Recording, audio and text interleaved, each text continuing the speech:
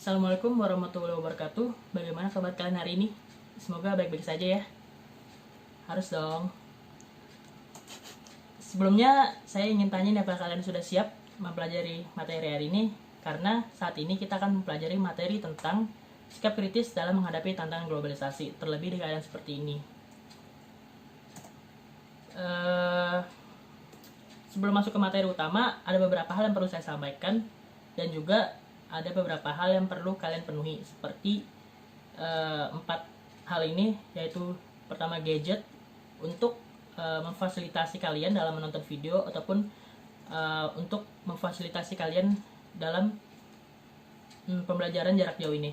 Kemudian ada referensi buku untuk menentukan topik atau tema yang ingin kalian bahas. Kemudian ada grup asal yang berjumlah 5 orang yang sudah dibentuk kemarin. Kemudian ada grup ahli. Nah, di sini ada peraturan kelas dan tujuan pembelajaran.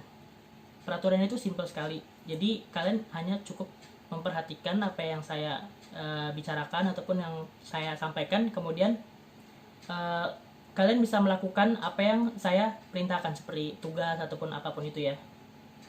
Kemudian, di sini ada tujuan pembelajaran. Tujuan pembelajaran ini tuh kalian diharapkan bisa memahami dan mempraktikkan cara berpikir kritis ataupun cara bersikap kritis gitu, setelah saya memaparkan materi yang akan saya sampaikan nanti. Oke, kita langsung masuk ke materinya saja ya. Jadi, bersikap kritis dalam menghadapi tantangan globalisasi. Jadi, kritis itu intinya adalah melibatkan kemampuan untuk mengevaluasi secara sistematis. Ketika kita melihat suatu fenomena atau hal, kita dapat mengevaluasi fenomena atau hal tersebut. Intinya seperti itu ya. Kemudian, sikap kritis. Sikap kritis itu merupakan wujud kepedulian sosial terhadap berbagai permasalahan ataupun fenomena dalam masyarakat. Jadi, sikap kritis kita itu adalah ketika kita tuh merasa peka terhadap lingkungan sekitar kita. Itu termasuk sifat kritis, sikap kritis. Kemudian juga di sini ada berbagai permasalahan sosial yang disebabkan oleh pengaruh globalisasi itu dapat diselesaikan jika tiap-tiap pihak itu bersikap kritis. Jadi, ketika berbagai permasalahan sosial itu datang di lingkungan kita, maka sudah sepatutnya masyarakat pun peka terhadap apa yang sedang terjadi di lingkungan kita. Nah, di sini salah satu contohnya itu adalah seperti salah satu contoh dari sikap kritis itu, contohnya tuh seperti kita melestarikan kebudayaan kita masing-masing, seperti permainan tradisional ataupun tari-tarian tradisional. Kemudian cara kita bermusyawarah pun itu merupakan sikap kritis karena kita tidak mengambil keputusan secara sepihak.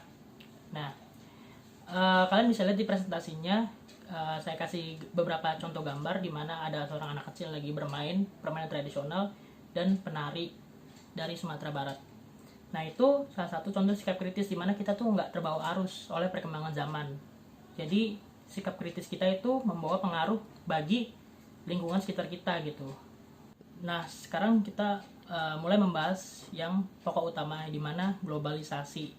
Globalisasi itu adalah pengertian dari proses integrasi internasional yang terjadi karena pertukaran pandangan dunia, produk, pemikiran, dan aspek-aspek kebudayaan lainnya. Jadi, globalisasi itu seperti individu di negara lain, masyarakat di negara lain, produk dari negara lain itu saling bertukar dan hampir tidak ada batas yang memisahkan antara negara satu dengan negara lainnya. Jadi batas itu hampir seperti hilang, tapi itu tidak hilang gitu. Nah, contohnya itu seperti kita merasakan makanan cepat saji ala negara barat ataupun produk-produk dari negara barat seperti itu. Kemudian juga kita dapat mendapatkan informasi yang akurat ataupun detail di negara lain gitu. Jadi kita bisa mengetahui keadaan atau kondisi di luar sana gitu, tidak hanya di negara kita sendiri. Nah, ketika tadi kita sudah mempelajari tentang sikap kritis kita terhadap globalisasi, kemudian di sini kita melihat bagaimana upaya yang dapat diterapkan dalam menjawab tantangan globalisasi.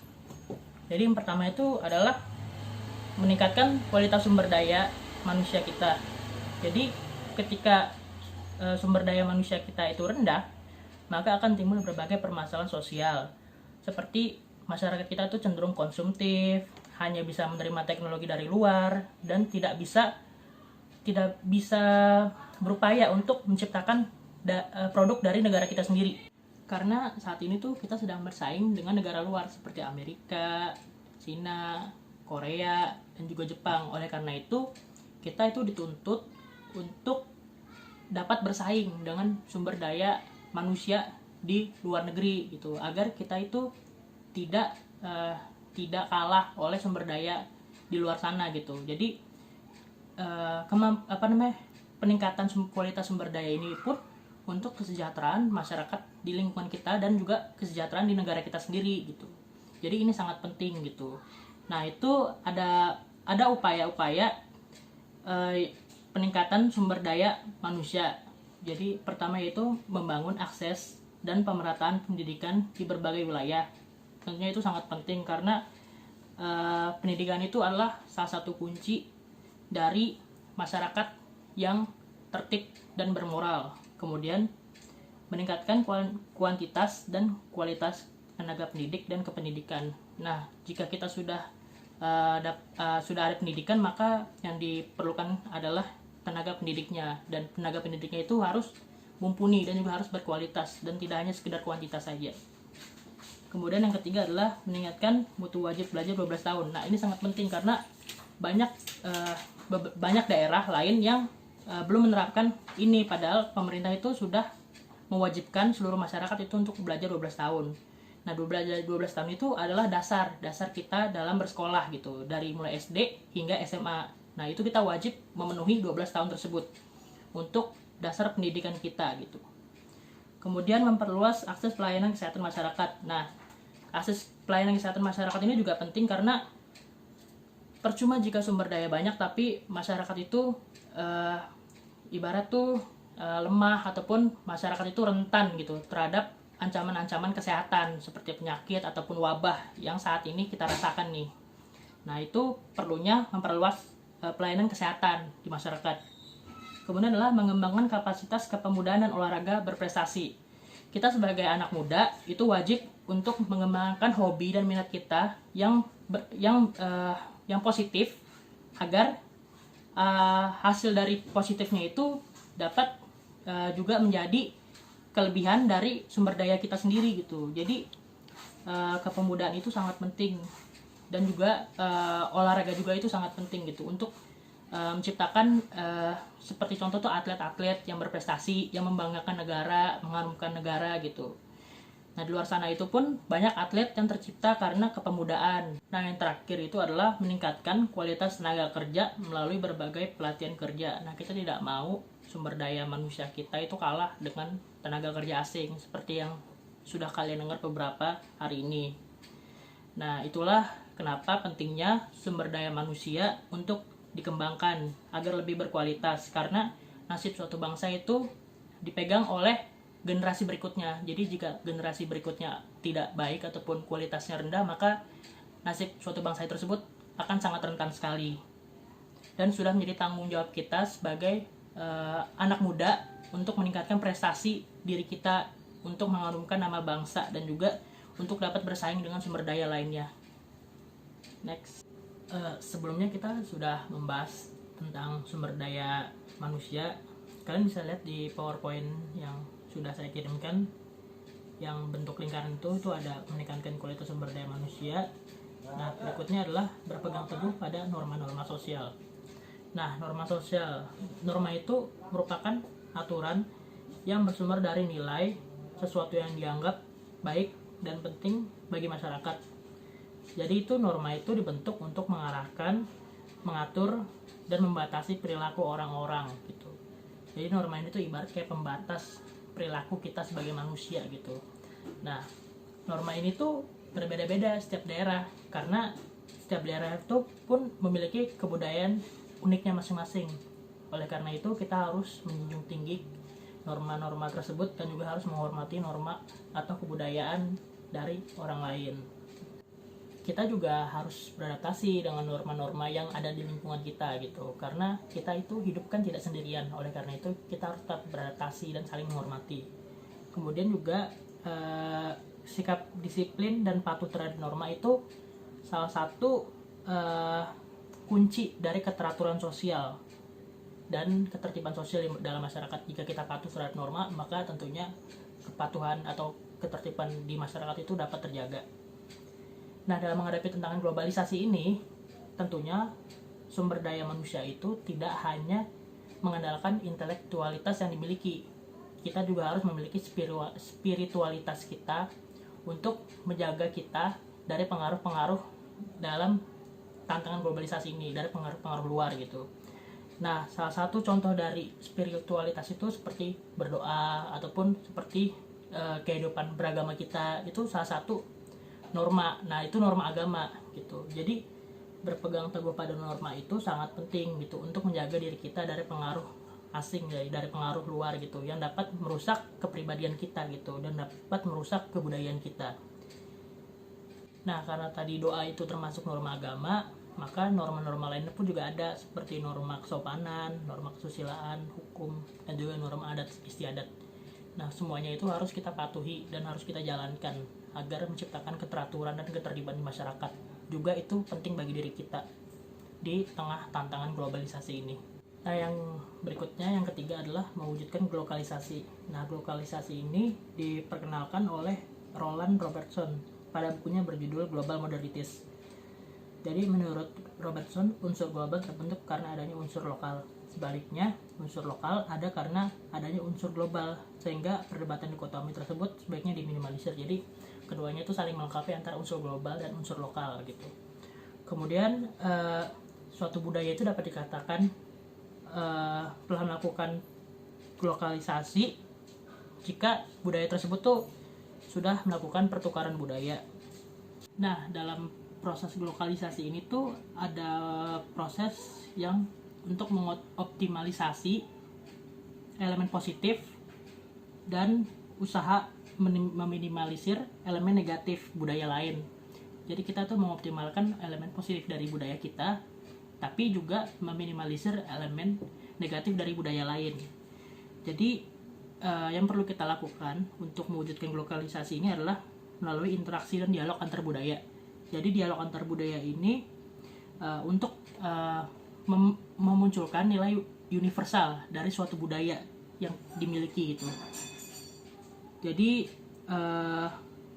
contohnya itu seperti batik ataupun makanan tradisional rendang yang sudah terkenal hingga seluruh dunia. Sumber daya manusia pun yang berkualitas tidak akan cukup, dan juga kita juga perlu berpegang teguh pada norma sosial, mewujudkan globalisasi, dan yang pasti adalah menumbuhkan sikap bangga terhadap tanah air gitu. Dengan demikian itu kita dapat memaksimalkan dampak positif pengaruh globalisasi dan meminimalisir dampak negatif dari globalisasi itu sendiri. Sumber daya manusia pun yang berkualitas tidak akan cukup, dan juga kita juga perlu berpegang teguh pada norma sosial, mewujudkan globalisasi, dan yang pasti adalah menumbuhkan sikap bangga terhadap tanah air gitu. Dengan demikian itu kita dapat memaksimalkan dampak positif pengaruh globalisasi dan meminimalisir dampak negatif dari globalisasi itu sendiri, yaitu menumbuhkan sikap bangga terhadap identitas bangsa Indonesia. Nah, masyarakat itu seharusnya tidak perlu bersikap anti terhadap budaya luar. Masyarakat justru harus berkembang ke arah yang lebih baik dengan memperhatikan kebudayaan dan identitas lokalnya. Masyarakat pun juga tidak perlu takut merasa deso ataupun kampungan jika tidak mengikuti tren atau budaya luar. Nah, kebanyakan masyarakat kita itu sering mengikuti budaya luar itu tanpa adanya filter, sehingga dampak negatifnya itu akan lebih terasa. Kemudian juga kita tuh pun harus mencintai budaya kita sendiri, kita harus mencintai bangsa kita sendiri, kita harus mencintai tanah air kita sendiri. Nah, sudah pula sudah seharusnya kita pun bangga dengan negara kita sendiri gitu. Nah, salah satu sikap kritis kita yaitu salah satu sikap kritisnya yaitu seperti bisa menggunakan produk-produk lokal ataupun menggunakan produk yang diproduksi dalam negeri, seperti itu. Sumber daya manusia pun yang berkualitas tidak akan cukup, dan juga kita juga perlu berpegang teguh pada norma sosial, mewujudkan globalisasi, dan yang pasti adalah menumbuhkan sikap bangga terhadap tanah air gitu. Dengan demikian itu kita dapat memaksimalkan dampak positif pengaruh globalisasi dan meminimalisir dampak negatif dari globalisasi itu sendiri. Nah, yang terakhir itu adalah gerakan kembali ke alam atau back to nature. Yaitu gerakan kembali ke alam itu dapat digunakan untuk mengatasi permasalahan lingkungan akibat pemanasan global. Mengapa kita perlu kembali ke alam? Karena alam adalah sumber kehidupan kita sendiri. Dengan adanya alam, kita dapat memenuhi kebutuhan kehidupan kita gitu, seperti air, sumber makanan, dan juga tempat tinggal kita. Itu semuanya bergantung pada alam gitu. Jadi kita tuh nggak bisa sombong gitu dengan mengatakan bahwa kita tidak butuh alam ataupun kita dapat menaklukkan alam. Justru jika alam itu rusak, ekosistem tidak seimbang, maka otomatis kita akan kena dampak negatif dari alam itu. Oleh karena itu, sikap kritis kita dalam menghadapi tantangan globalisasi ini adalah tetap menjaga alam kita. Meskipun banyak perkembangan, banyak kemajuan teknologi, tapi kita juga harus bersikap kritis gitu, dengan tidak mengeksploitasi alam secara berlebihan, ataupun dengan mengkonsumsi makanan yang memang seharusnya dapat ya secara alami gitu diproses oleh tubuh gitu, makanan organik gitu, dan tidak makanan instan gitu. Intinya tuh kita harus mencintai alam gitu, harus hidup berdampingan dengan alam gitu, karena alam pun juga tergantung dengan kita. Jika kita itu baik terhadap alam, maka alam pun akan memberikan yang terbaik untuk kita gitu. Kemudian juga menggunakan produk yang ramah lingkungan gitu. Ya meskipun kita masih menggunakan plastik ataupun botol-botolan gitu, ya usahalah meminimalisir gitu penggunaan tersebut gitu. Yang ketiga adalah memproduksi bahan bakar alternatif yang ramah lingkungan. Nah, karena kita terbiasa menggunakan bahan bakar fosil seperti bensin, minyak, atau yang lainnya gitu. Nah, emisi dari bensin atau minyak tersebut itu dapat merusak lingkungan, sehingga kita memerlukan solusi untuk memproduksi bahan bakar yang ramah lingkungan. Contohnya itu seperti getah pohon nipah ataupun bahan bakar yang mengandung bahan-bahan yang dapat ramah lingkungan. Oke, tadi saya sudah memaparkan materi tentang sikap kritis dalam menghadapi tantangan globalisasi. Kemudian di sini ada kesimpulan dari materi yang tadi saya sampaikan. Kesimpulan kelas yaitu sikap kritis sangat diperlukan agar kita dapat berpikir luas dan menjadi wujud kepedulian kita. Oleh karena itu penting untuk meningkatkan kemampuan kita juga. Yang kedua adalah globalisasi itu pun menimbulkan banyak perubahan. Oleh karena itu kita perlu beradaptasi dengan perubahan yang ada. Tidak lupa juga untuk tetap menjaga lingkungan di tengah perubahan yang terjadi. Dan yang ketiga, kita tidak boleh anti globalisasi karena kita dapat memanfaatkan globalisasi dengan memperkenalkan budaya kita ke dunia luar. Oke, anak-anak, selanjutnya saya akan memberi tugas lah buat kalian gitu. Tapi tugasnya pun nggak terlalu sulit. Jadi tugasnya itu pun mengamati tradisi di lingkungan sekitar, kemudian menganalisis bagaimana makna dari tradisi tersebut. Nah, tugas itu pun bisa kalian kerjakan setelah selesai dari presentasi ini. Ya, mungkin sekian dari apa yang sudah saya sampaikan sejauh ini. Di sini ada kata motivasi mungkin buat kalian di tengah kondisi seperti ini. Jadi kalian bisa baca aja kata motivasinya ya. Ya udah, sekian dari saya, kurang lebihnya mohon maaf. Wassalamualaikum warahmatullahi wabarakatuh.